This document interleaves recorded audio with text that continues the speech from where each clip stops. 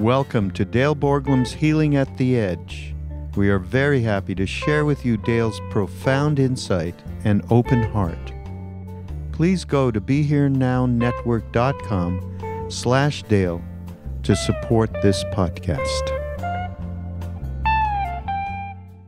Welcome, everybody. This is Dale Borglum, also known as Ramdev at my Healing at the Edge podcast channel. And today I am joined by a new friend of mine who is sitting in Toronto. Her name is Charmaine Kachibaia. Close. Why don't you say it? Kachibaia. Okay, that was pretty close. Charmaine contacted me a few weeks ago, maybe about a month ago, interested in starting something like the Living Dying Project up in Toronto. And she was at a workshop that I've completed over the weekend. I thought that having a conversation with her about conscious dying as a spiritual practice, guiding the dying as a spiritual practice would be really interesting. And beyond that, again and again, I get phone calls or emails from people all around North America, even Europe, saying, I really like what you guys are doing there in California, and I'd like to start up something similar to what the Living Dying Project is doing where I'm living. So we're going to talk about that, and hopefully you'll find it useful. Charmaine. Hello. Thanks so much for having me. I feel really honored to be talking to you today. I've always considered you, since I found your work, a big mentor to me, because I think what you're offering by teaching people caregiving as a spiritual practice is really profound and has really directed my practice a lot. So Thank you. I'm happy to be here. So how is it that you came to be interested in working with dying? I mean, I looked at your website. You're interested in dying, but you're also a film producer. Something must have clicked at some point in your life. Yeah. So when I was only 20 years old, I was dating a guy, had been living with him for 2 years. So I moved out of the house early. I was super in love with him. And about 2 years into our relationship, he died of an accidental overdose. So he had taken some prescription drugs, unfortunately, that slowed his nervous system down. And overnight, while I was laying in bed next to him, he passed away. So the next morning I woke up next to him, and it was obviously a very tragic incident. And at 20, I was, of course, not thinking about my own mortality. Hadn't even crossed my mind to think about death and dying. I had grandparents that had passed away, but that sort of felt appropriate for their age and the way it had happened. And this just completely rattled me.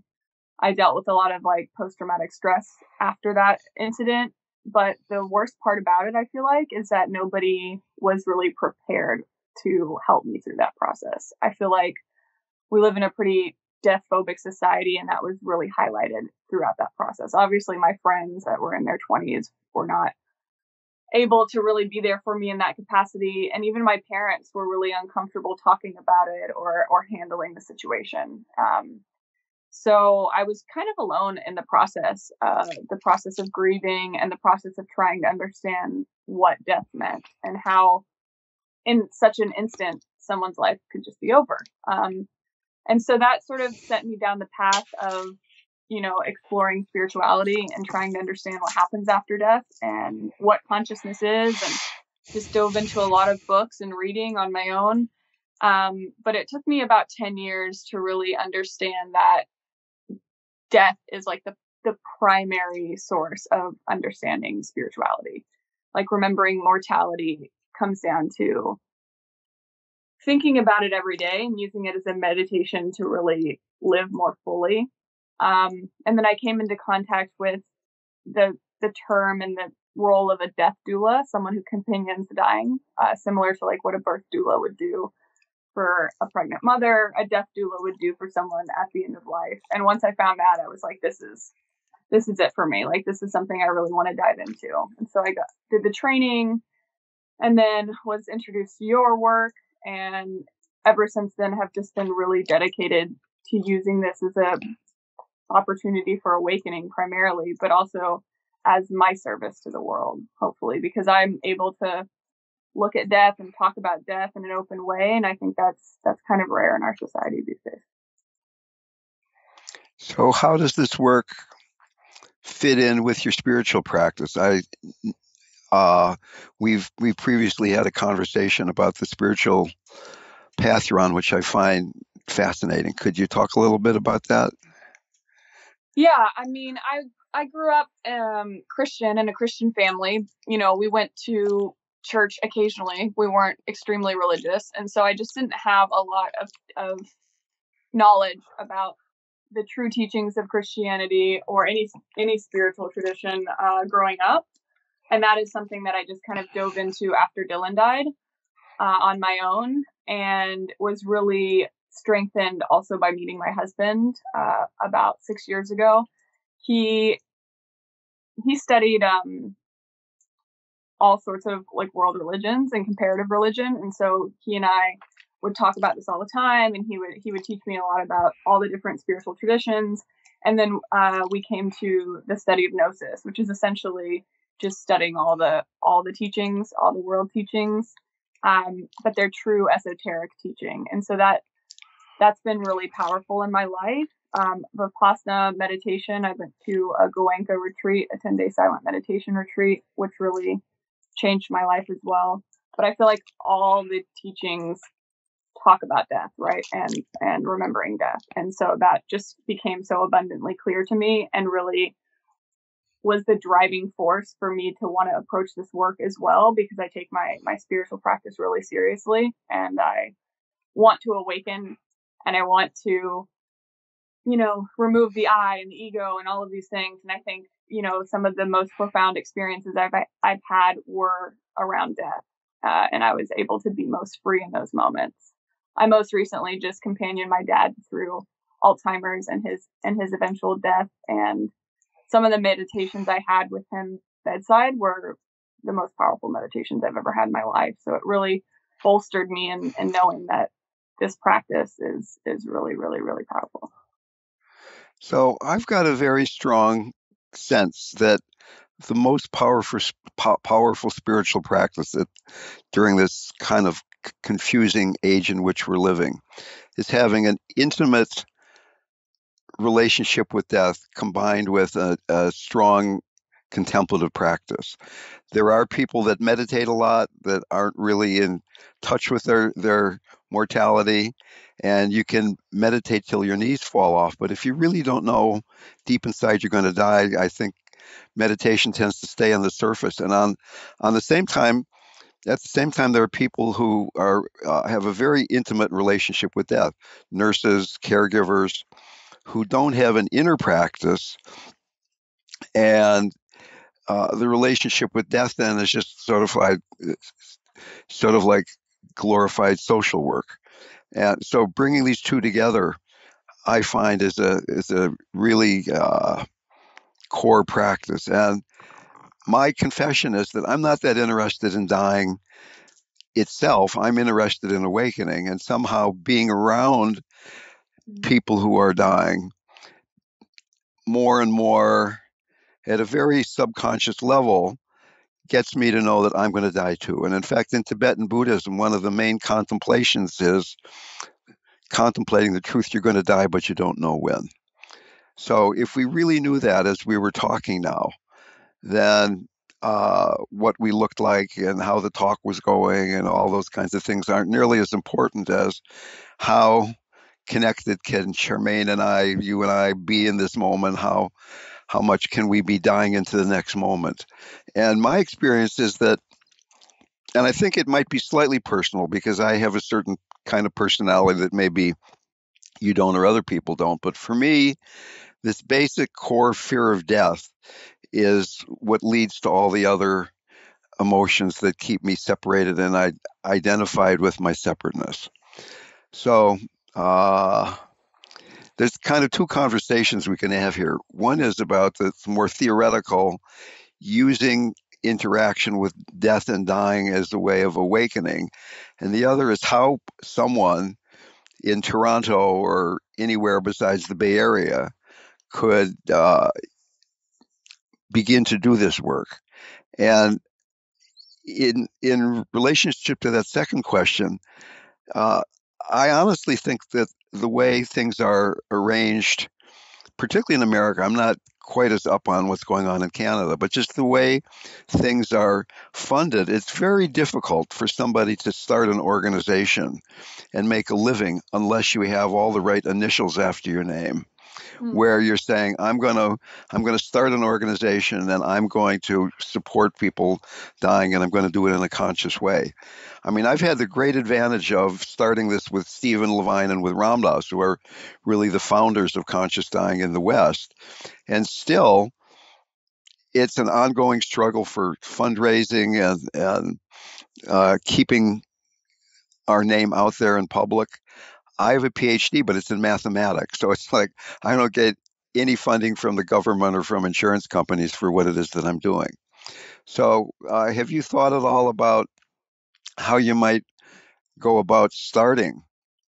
Yeah, I think that's that's the hard part, especially what you're saying about not having all the initials behind your name or anything. For me personally, I don't have any formal training to be able to work with the dying, right? I just have a willingness to do it. And something that I say on my website is like, I think that companioning the dying and witnessing death and being there for the dying isn't something that you need formal training for. It's something that, culturally we have lost, but it's something families used to do for one another. And so I don't think there's a need for that training, but it does present an issue when you try to promote yourself or put yourself out there in society, and people are like, well, why would I trust this young girl to help me through this process? Like, what does she know, right? So it has created a bit of a challenge in that, to how to go about it and how to really gain people's trust, right? Yeah. So I think it's a very, grassroots approach where you just work with people that have witnessed you go through these things, potentially friends, family friends, and build from there. But I'm still like a fledgling business, right? Where I'm just have put myself out there, which is why I've, reached out to you, because I do want to know if it's something that I can do as a career, if it's just something I should treat more as a spiritual practice and a hobby, in a sense, something I do in my spare time. Because there's so many trainings now for death doulas. People are becoming, I think, really interested in looking at this stuff. And then there's all these training programs, but they're not really accredited. But there's a huge willingness and a huge community trying to make this work. And I know they were able to do it sort of in the birth doula sphere in the 70s, right? So their approach is similar, and hopeful that, with the baby boomers, with more people going into their time of dying, that there will be a resurgence of people that are able to care for them at the end of life in the same way that they would maybe hire a birth doula when they were having children. So that's kind of the goal, but everything that I've heard from other death doulas and people trying this is that they're not making any money doing it. Right. Death as a hobby is a rather remarkable notion. I feel like I know what you mean. I'm kind of kidding you. Something you're doing on the side. Yeah, but I mean, I think that even if you're working with the dying, even while I was watching my dad die slowly in front of me over 4 months, like, you forget that, sort of like you said, like, if you're with dying on a regular basis, it can just be work, and you can just be doing it and going through the motions. And you've also told me before, death isn't this like miraculous, amazingly spiritual experience. Most of the time it's just this mundane experience of being with another person. And so I feel like it's so easy to forget your mortality. And for me, it's easy to do that even in the presence of a dying person. So any opportunity that I can to like look at that and face it day to day is going to help me, because it's just so easy to forget and start being unconscious, right? So a glorified hobby. So the other point here is that even if you do have initials after your name, it doesn't really imply to me that somebody's going to be good at being a death doula. That I don't really feel that I can train somebody in a weekend or 10 weekends to transmute their fear of death so that they can be with somebody else who's dying. And to the extent that I'm with somebody who's dying and my own fear is unexamined in the past, but particularly in the moment, I'm not going to be able to really guide at a very deep kind of level.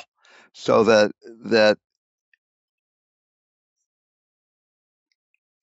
being a guide to the dying, a guide to conscious dying, is not about information. It's not about knowing more stuff. I mean, certainly there are a few practices that I teach in workshops and certain attitudes, but most of it is how much in your life up to this moment have you grown comfortable in dying into the next moment, to realizing that uh, no matter what the emotion is that's arising, if it's a pleasant one, an unpleasant one, a neutral one, how painful or unpainful the pleasant the sensations in the body are that might be arising, uh, that we're not just caught in the content, we're not even caught in our loving relationship with what's going on, but what is the nature of things? What is the tantric nature? What is uh, how real is our identification with our body and our personality? And is there something that doesn't die? I mean, are we pure consciousness that has this body, or are we a body that the brain is just creating the mind and everything? And I certainly think it's the first of those two. But we live in a society that is very much caught up in this Western model of we're solid and there is an objective reality out there that everybody is seeing the same objective reality out there, and that death is completely real. And the people who are in charge of organizations pretty much believe that worldview, whereas modern quantum mechanics and ancient tantric wisdom say it's the other way around, that consciousness flowing through us creating reality, that death is certainly real in the sense that the body dies, but that consciousness doesn't die. Mm-hmm. So that this combination of deep meditation and intimacy with death is this remarkable opportunity to see that. And in fact, for me, when I'm around somebody who's dying, and the places I still pull back, it becomes so much more apparent, because I don't know if I'm going to be with that person again. It hurts my heart to not be fully present for somebody who might not be around the next time I show up. Yeah. I feel like, the question who dies is such an important question, and I'm realizing every day more and more, like the conditioning that I want to die and in myself and all of these concepts. And I feel like witnessing my father's dementia, you said something really powerful in one of your workshops, was like, dementia is like somewhat of a gift, right? That life gives you this opportunity to shed all of this conditioning and the egos and the things inside of you that aren't really truly you. I've really noticed that anything that we hold on to, like death will rip away from us, right? We can either put it down gracefully, day by day, or it's going to be taken from us anyway, because all of these things aren't truly our being, and consciousness. And it's the idea that death is the final end that is the illusion. And so, while there's pain and suffering and letting go of these things that you considered yourself, there's also freedom in it, and learning how to do that, I think is so important. And it's paramount in actually being able to, like you said, sit at the bed of someone and not retract, and learn to be grounded, which you give some amazing guided grounding meditations that have helped me immensely, and learning to be safe enough to open my heart to that suffering and to that painful process of letting go. So what I find is that because I'm not an enlightened being yet, when I am around somebody who's dying, it does uncover places in me where I pull back into separateness. And then the question is, can I be a living model of, yeah, even though I get caught in my suffering occasionally, I'm willing to work with that. I don't have to pretend to myself that everything's other than it is. That here we are. You might be closer to dying than I am. We don't know that, but very probably because of your medical situation here.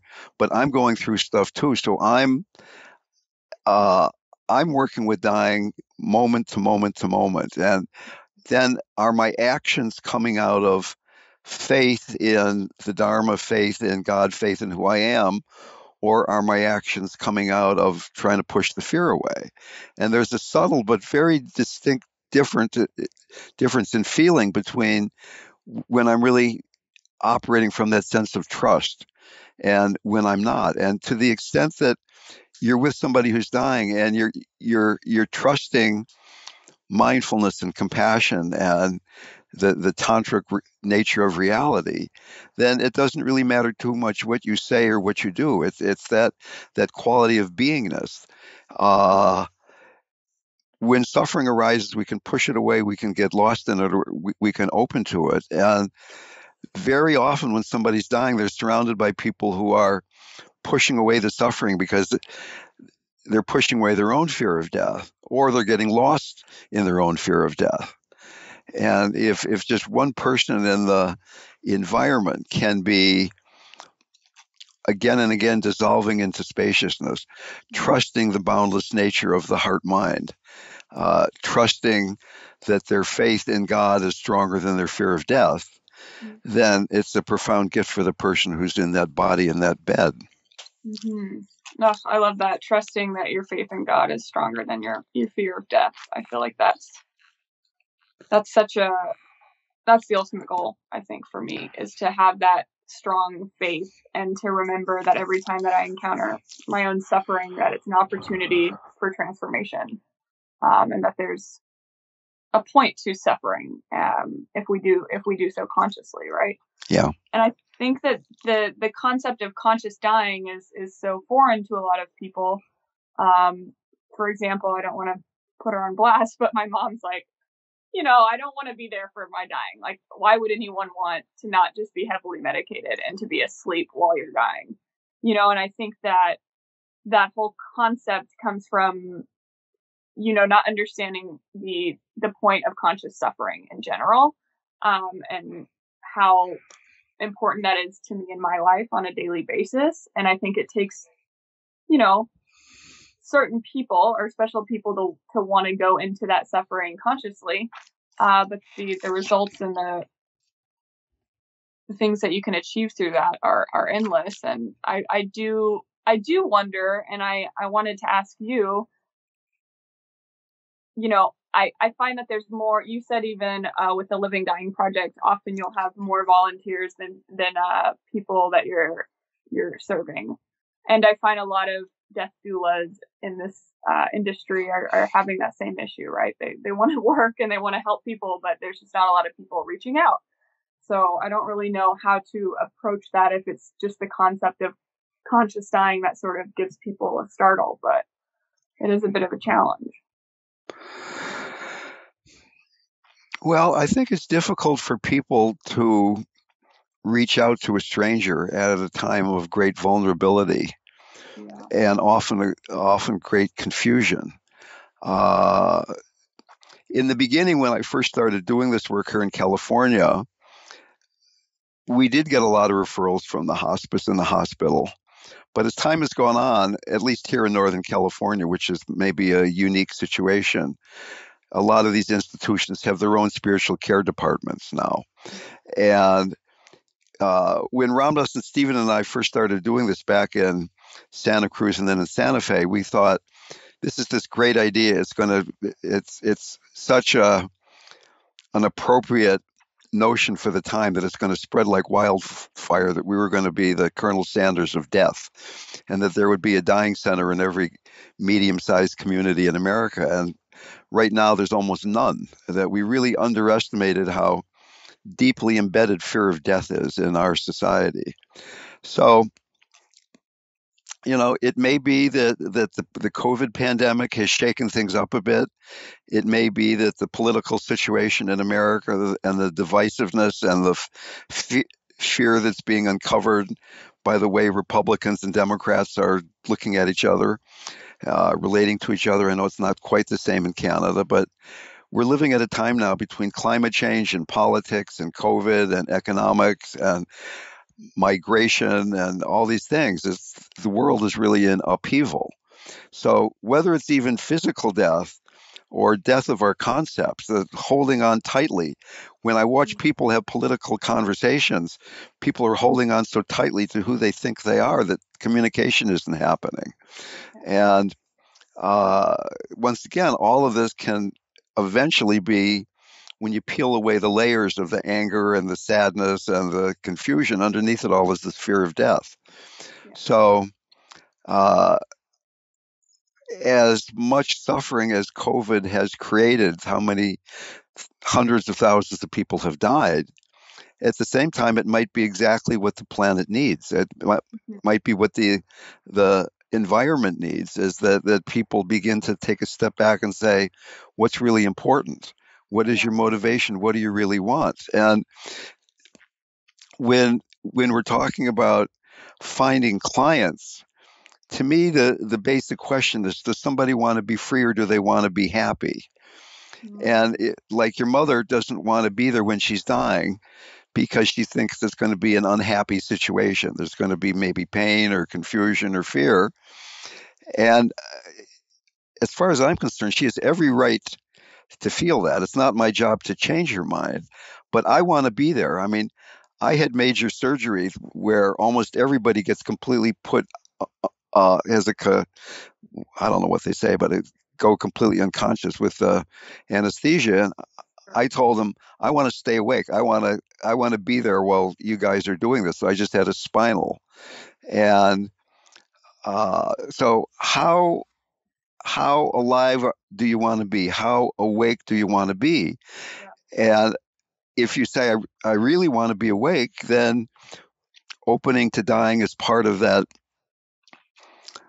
opening, that awakening. That holistic health often has a big hole in it, which is opening to death. I mean, instead of, so often holistic health is throwing herbs and massage and all kinds of holistic treatments with the same attitude as we've got to push death away, death bad, death bad.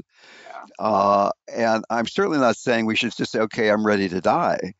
But can we get to the place where we are in some kind of harmony with, I'm in touch with consciousness itself, that I realize I've got a body, I realize I've got a personality, and at times it's kind of sticky and I get identified with it. But that every time we drop into this openness, this boundless nature of existence, whether it's through being around dying or taking psychedelic drugs or going deeply into meditation or falling in love with somebody, every time we do that, we become more familiar with the spaciousness, the boundlessness.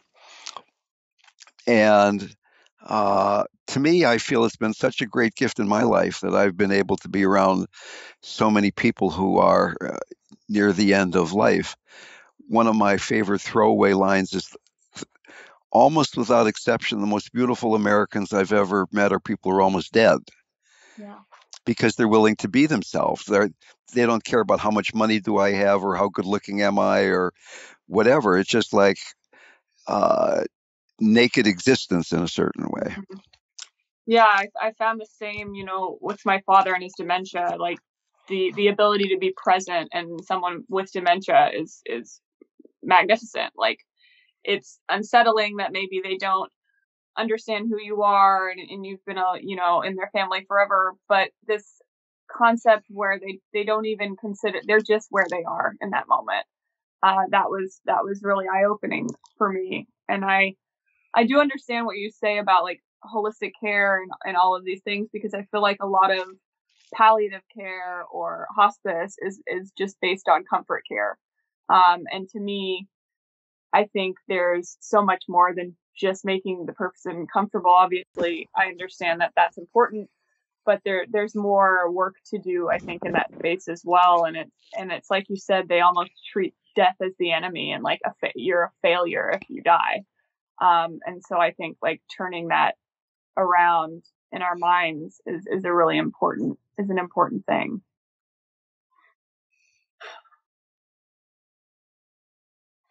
So it does make me sad that somebody who is as committed as you and has this perfect background in a way with your deep meditation practice has a hard time creating a life where doing this work is a major part of your life. Yeah. And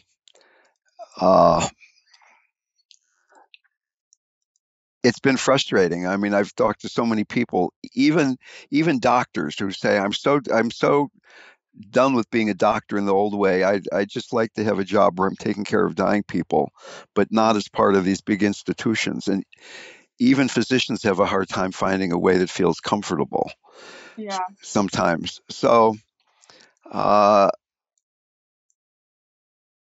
hospice started out as a spiritual movement in England. And when it first came to North America, it was basically a spiritual movement. But as time has gone on and it's more and more having to be funded by the federal government and the third party insurance payments, maybe it's a little bit different in Canada, but I would imagine it's pretty much the same thing. And it's becoming very structural in a certain way, Yeah. that the medical part and the social work part take priority, and the spiritual part, if there's a little money left over, then maybe we can hire somebody to be a nice spiritual person.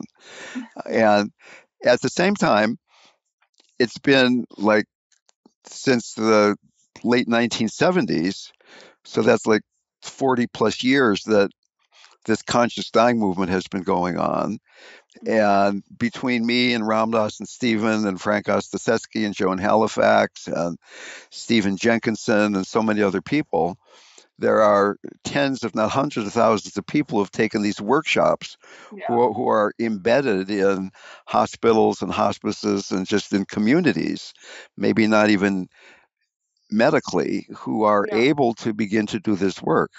Mm-hmm. And I think that the more we talk about it and bring it out there, it will attract like-minded souls. Whether it attracts funding is is a another question that I don't have quite so much faith in. Yeah, and I think you're right. I do feel like this is a response to the loss of that spiritual component to this work. And I think that's just the way things work sometimes. When there is funding, then comes regulations and things of that nature. So I've also been very open to the idea of, just doing this for donation only and hoping to just keep that spiritual component as the main driving force in doing this work. And, that's why I'm so grateful that you had me on this podcast today too, because I think you're right. It's just a matter of talking about it and carving out a space for it. There is a lot of people that have been studying under you and Stephen Jenkinson and all these different death doula training workshops, and there's death cafes, and there are people talking about this. So hopefully it just takes a little while and the ball starts rolling, and I pray that people reach out to me and that I can do this work and hopefully become a more awake person because of it, realistically.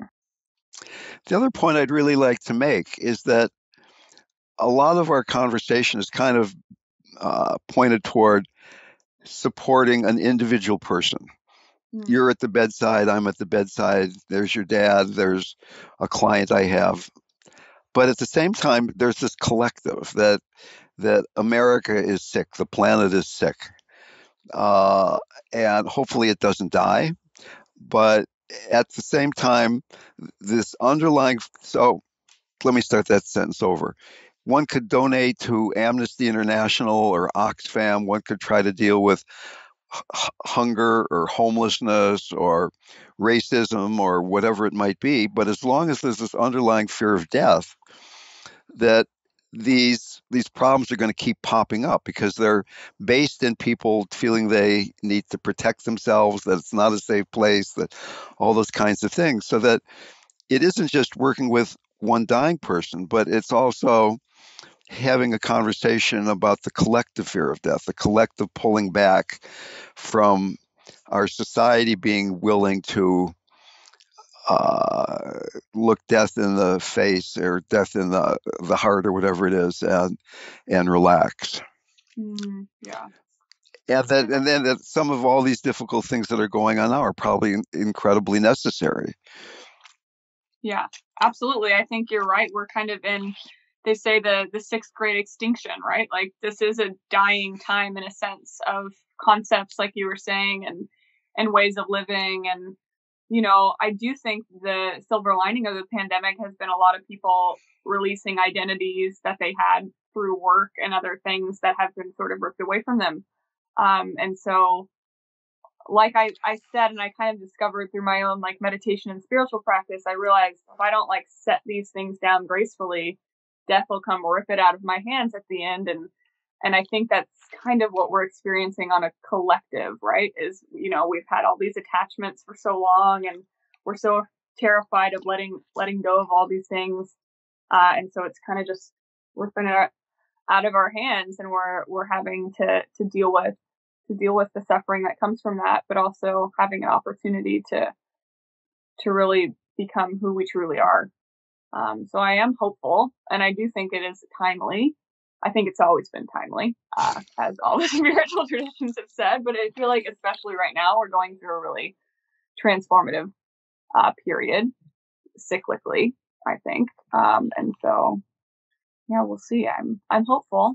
And, you know, even if I don't ever get to be bedside with another dying person, like you said, the work is really in dying every day. How much more can I do that every single day? And sort of being a living example of that is the most important thing, I think. And to the extent we're pulling back from dying, we're unable to love. That love and death have some very intimate connection. So the more we can love, then dying is another moment of loving, and the less we can love, then dying becomes very frightening. So I'd like to ask if you have any final remarks you'd like to put on this recording. I would just like you to share on this recording your equation that you came up with about all death, or all fear being ultimately fear of death, because that was profound for me when I first heard you say it. And it's something that's become somewhat of a mantra to me. Like I notice anytime that I, you know, am nervous before our call today, or anytime that I'm in my mind and can't drop down into my belly, it's that, you know, fear of separateness, right? Which is fear of death. So I'd love you to just describe that a little more. Okay, so Charmaine is asking me to reveal my nerdiness as a recovering mathematician. And this equation I came up with, that all fear equals fear of death. It's basically based in fear of death. And fear of death is exactly the place we're not enlightened. So where we're afraid, where we're lost in fear, we're suffering. And the Buddha said there are two kinds of suffering: suffering that leads to more suffering, and suffering that brings an end to suffering. We would like our suffering to be that second kind of suffering that brings an end to suffering. And that's conscious suffering. That's where, when we're suffering, when we're lost in our fear, we're able to be with what that feels like in the body, letting go of the trigger. It's not that I'm afraid of this situation or that person, but right now I feel fear in my body. I let go of the narrative. I'm willing to meet it in a very intimate and direct, almost naked way. And beyond that, after I meet it and get much more familiar with how suffering is arising and being created, can I open my heart to that? Can I have a heartfelt, compassionate, boundless heart relationship with what it is that's going on right now? And to the extent we can do that, then we're transmuting fear of death. we're opening to life in a much more direct and passionate way. Yeah. I'm so grateful for you. Like, I feel like every time I hear you speak or attend a workshop or get an opportunity to talk to you, things open up for me. And so I feel like you're such a champion for everyone like myself that's working on awakening or interested in the death and dying as a spiritual practice. So I feel like this will be such a great thing that I can share with like fellow death doulas and people, as well as just friends and family. So I'm really grateful for you speaking to me because you've been so generous with your time with me, and I consider you such a mentor. So thank you. Well, I'm grateful for the work you're doing in Toronto and for the work you've done in your life that has brought you to this place of openness. And I hope that our friendship will flourish and that both of the works that you do and I do will serve many, many people. So thank you, Charmaine. Thank you very much. Thank you so much, Dale. Take care.